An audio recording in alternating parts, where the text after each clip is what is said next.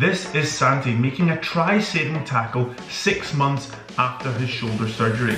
So in this video, I'm discussing the return to performance process after shoulder surgery and how you can go from being in a sling to making tracking tackles and running hard lines and coming back to rugby an even better player than before, just like Santi did this season. Guys, a word of warning, it takes a lot of hard work and mental fortitude to come back from any type of injury, especially if you've been operated on. Santi's determination and overall attitude was the key driver that made him come back an even better rugby player than the season before. So in this video, we're going to explore what we did with Santi across the various different phases.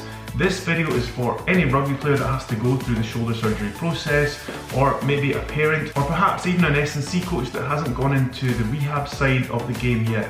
But guys, if you take one thing away from this video, is that you can go through the shoulder surgery process and come back and perform even better than you did in previous seasons. Guys, a quick disclaimer, we're going to look through the phases now, alright? I'm going to share with you what we did with Santi, of course, but make sure if you're in this situation that you're working with your surgeon, your consultant, your physio, your rugby coach, your S&C coach, and everyone's coming together and there's agreed upon plan and there's phases to that plan. So that's really super important. This video is going to give you an overview, a bit of an insight. Maybe there's a couple things here that you think, oh, I didn't realize that's the case.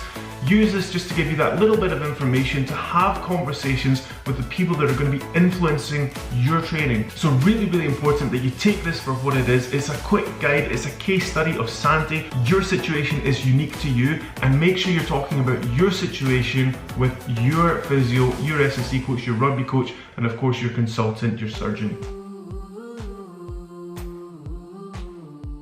So guys, that's a really good place to start talking about you, because sometimes I talk to rugby players and they think that all surgeries are made equal. And of course, if you're a physio S&C coach, that sounds baffling. Why would every surgery be the same, okay? But some players just think, I'm going for shoulder surgery and that's that. So guys, whatever surgery you have is going to kind of determine, especially in that early phase, how much recovery you have to do, what exercises you can and cannot do, how long you're going to be in a sling for. You might have open surgery, you might have keyhole surgery, you might have anterior stabilization, you might have a slap repair. So guys, whatever intervention you have is going to affect the protocol that is followed thereafter, and of course your consultant will talk you through all of that. Just be aware that you're going to be in a sling for a period of time. That could be 3 weeks to a month. It could be 3 days. Again, depends on the protocol that's being followed. So these are the broad strokes of the return to performance process from shoulder surgery. And most protocols will have you back with full active range of motion and control in the scapula. After 12 weeks, you'll be able to do swimming and running and various different activities. However, when we're talking about competitive sport, especially rugby, we might need a little bit longer. And again, that's going to depend on the intervention that you had, also your training history, how strong you were before going into the operation, and also your age. We might want to take a little bit longer with a younger rugby player. So guys, as you can see, each phase can be broken into various different blocks. Again, those blocks are going to be determined by your S&C, your physio, and your consultant, and at the end, also your rugby coach. These are the blocks that we used with Santi so that he was able to come back really confident, really fast, really fit, and good to go. So actually in that third phase, Santi was already running a PB for his fitness and his 10 and 30 meter time. So he was faster and fitter because we really pushed that as soon as we could. We really wanted to get to the point where his shoulder was obviously good to go, but he was able to transition into the squad super easy because he was already up to speed with the pace of the game. So by the time we built into return to contact and going through the contact drills, everything else was already in a line and good to go. Look at the rehab process as a 360-degree process, okay? It's not just, I'm going for shoulder surgery, I need to build my shoulder back up. It's a case of, okay, I need to go and get the shoulder sorted, no problem, we're gonna go through that process. But during that process, there's going to be an opportunity to get faster, to get fitter, and that's exactly the way that you have to think. You need to take this 360-degree approach. So guys, in that early phase, you're going to be gradually building range of motion and control back in the shoulder. It's not just a case of taking the sling off and you're good to go, obviously, okay? It goes without saying, but sometimes players are surprised that they have to build back in mobility, and your physio will guide you through that. You'll be using a stick to get range of motion because you'll just have fatigue lifting your arm up. You won't have scapular control. It's absolutely normal. You might be pushing against the wall for 3 sets of 10 seconds in various different positions and building up the local endurance in that really safe position while you're working on range of motion. Anyways guys, all these rehab phases are really overlapping at a certain point where one ends and one begins, and especially that early and mid phase, they're very maneuverable. For example, in that second and third block, we are introducing resistance training, but it might be with bands, it might be with limited range of motion at the start because you're working with the motion where the athlete has control. This is also really where you can start targeting fitness adaptations. So Santi had a lot of off-feet conditioning to do, and also slower based runs, because at this phase you're still not ready for the aggressive sprinting. Because think about it, when you sprint we always think about the leg mechanics and how fast you need to be in powerful legs, but actually arm drive is really key, and taking that explosive first step, the arms are moving aggressively and they're moving fast, so that's not something you want to start with when you're just getting back into getting range of motion through the shoulder. But you can really get great aerobic fitness adaptations in that early to mid phase just by following some simple protocols, and that is so important when you're building your way back into rugby. It's one less box that you need to tick, for example, when you're coming back into training with the team and getting up to the weekly loads that they have. So by block 3, we were really loading up on the lower body. We were pushing that so that we wouldn't have to push it when he's coming back into the more rugby specific phase. So he was loading up on the squat, he was doing lots of plyometrics. As for the upper body, we still had our unilateral exercises. We started off with dumbbell alternating arm floor press. We would move on to dumbbell bench press. In terms of getting max force, we used limited range of motion. We got 3 boards on there and we just followed progressive overload using 3 board press. As we went through the blocks, we went from 3 board to 2 board to 1 board to just normal bench press for his horizontal pressing pattern. Same thing when it came to the vertical pulling and pressing. We couldn't start with dumbbell shoulder press straight away. It was uncomfortable.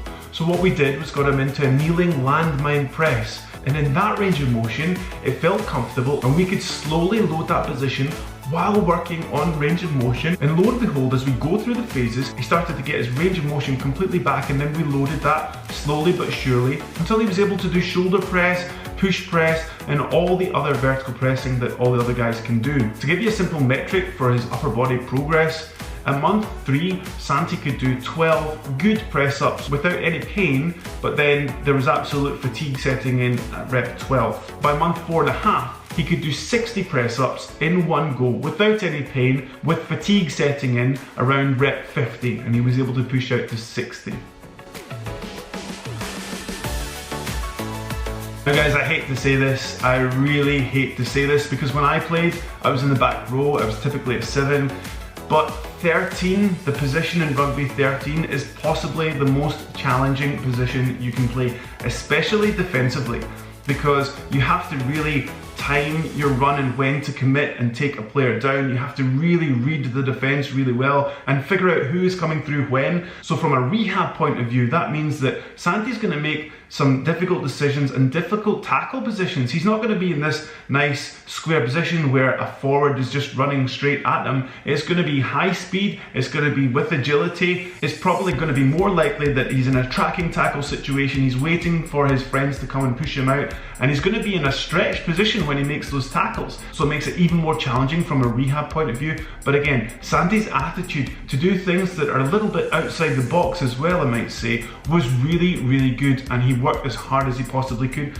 and he's come back and he's been in various different contact situations, from big forwards running straight at him to making tracking tackles to making try-saving tackles, and then of course in attack he's running hard lines and getting through, he's whizzing through with his agility. So it's really fantastic to see him. I'm so happy for him, and that all comes down to his hard work and his buy-in into the process. So it's this stage that Santi could join in on various different rugby skill activities, some team training, obviously modified, obviously without contact. There's various different drills that he could get involved with. So after following progressive overload and getting stronger in the predictable patterns of the gym, so things like your board pressing, things like your chin-ups, it was time to add a little bit of chaos into that. So this is something that I maybe do a little bit different from other S&C coaches, and that's because I use my background in grappling. So rugby is a collision sport, and we absolutely need to condition his body for collisions, but before we do that, we start with close contact.